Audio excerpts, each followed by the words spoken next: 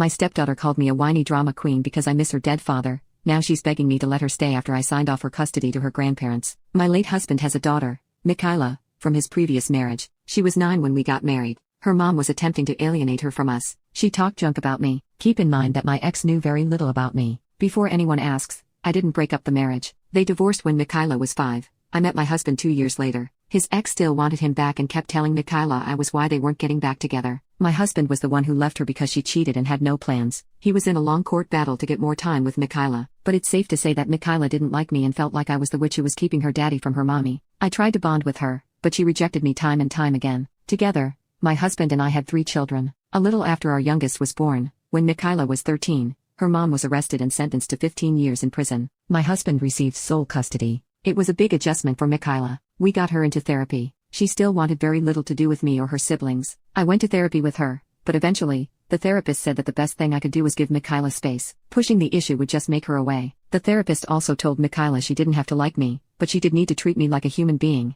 and as I always respected her, she needed to respect me. Mikayla did not listen. She called me horrible names, said nasty things to her siblings, and kept asking her dad to divorce me. It led to a lot of arguments with my husband because I was giving her space, treated her with kindness, and was her punching bag. He said she had been through a lot, but I truly think it's because she was nice to him. Even her therapist was concerned, but nothing changed. Mikayla is now 15. My other 3 children are 4, and 2. My husband passed away 6 months ago. Initially, I took custody of Mikayla because her only other family was her maternal grandparents in another state. Mikayla even said she wanted to stay with me and be near her friends. I kept her in therapy, but the treatment got worse. I tried to understand. She's lost 2 parents in a short period. She's stuck with the woman she was conditioned to resent and 3 little ones. I've tried everything while balancing my grief and handling the little ones. It came to a head a couple of weeks ago. Mikayla was out. I put the little ones to bed. I ended up having a good cry because I was just so stressed and missing my husband. Mikayla came home and asked what was wrong. I told her. She began calling me a whiny drama queen, saying now I know how her mom felt when he wouldn't take her back. She called me a bunch of terrible names and kept following me to taunt me as I walked away. I finally locked myself in my room.